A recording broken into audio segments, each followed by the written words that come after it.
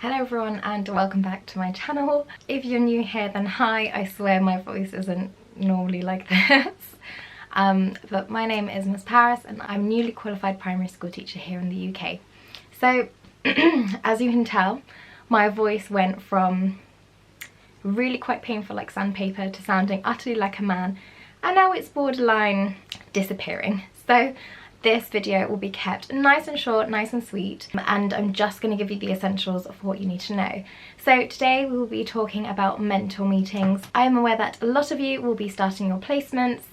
Well, you already have started. If not, you will be starting in the next few weeks, and mentor meetings, at least one a week, are an essential part of this. This video will thus be covering things you will probably go through, things to think about beforehand, and if we have time and this video isn't too long, I'll be going through some tips on how you can use those mentor meetings to your benefit to make sure that you can save time throughout the week. Okay, so let's get started. In your mentor meeting, you will probably talk about your reflections of the week, something quite simple. It could be your whole week in general, it could be a specific lesson, maybe something that the teacher observed as well, or maybe something that you took sole control over. So you did the planning, you did the delivery, you did the marking, you did everything really, and then you can reflect on how that went, or you might reflect on a specific event. It's completely up to you, but make sure that this isn't just a recollection of everything you've done, because they were probably there with you, so it's not that productive or useful.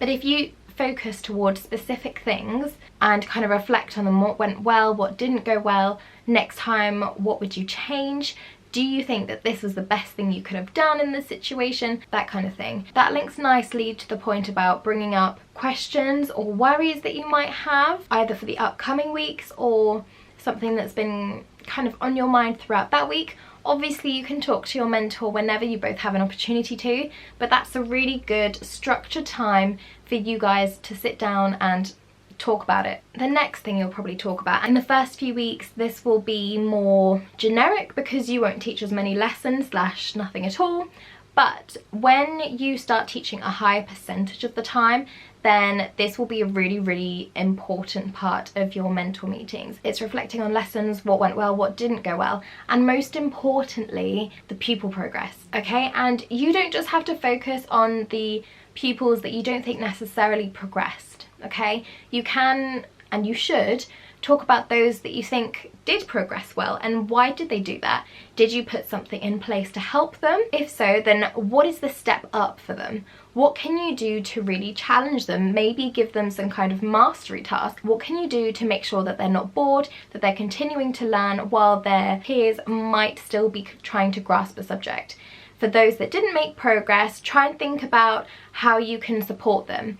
Okay, so maybe they didn't quite understand what you were saying. Could you maybe teach it to them again, but in a smaller group this time?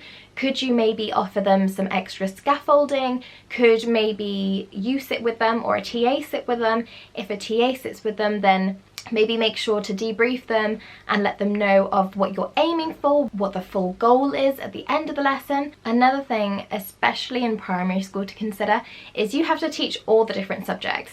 And let's face it, there might be subjects that you don't know about. If you're teaching history and it's been a decade or more since you did the Romans or the Anglo-Saxons, you might have to revise a little bit for that and kind of get your subject knowledge up to speed.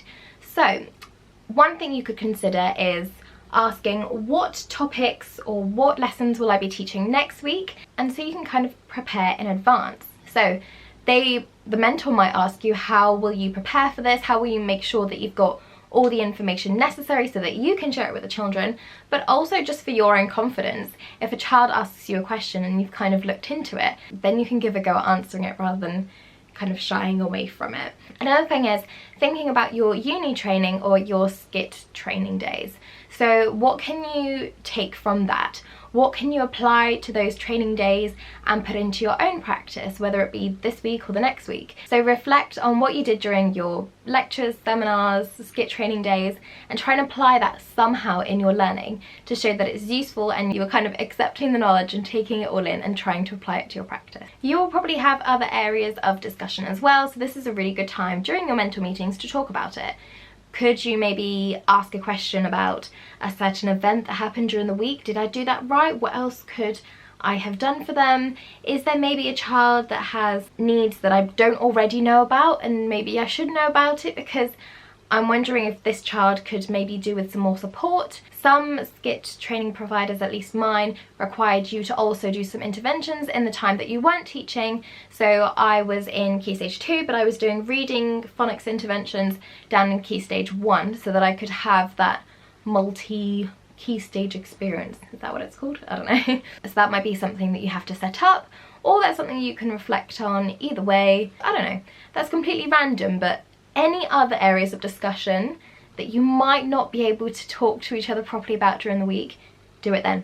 Seriously, do it in that time that you have. And last of all, something that is really, really important, whether your SCITT asks you to do this formally or not, I would recommend doing it anyway, are forming some SMART targets. So in doing so, you are making targets that you could actually achieve and that are specific enough to not leave you scratching your head and thinking, what do I actually have to do then?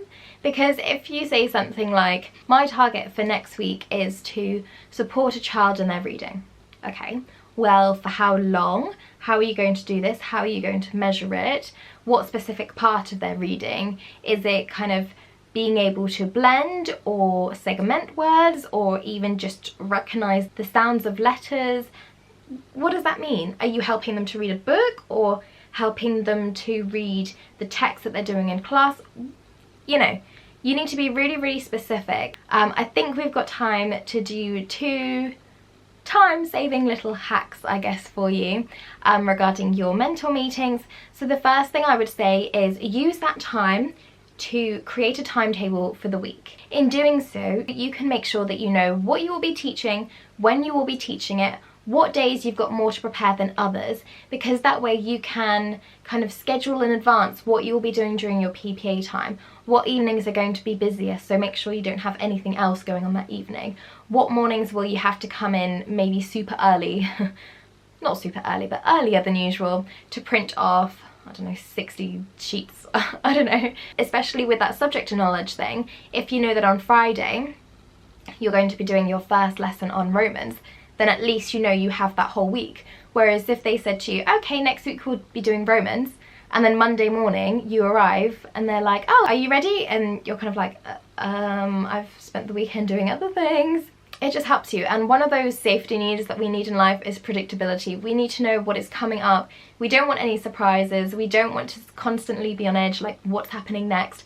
So just use that time to create a timetable. It will help you out so much.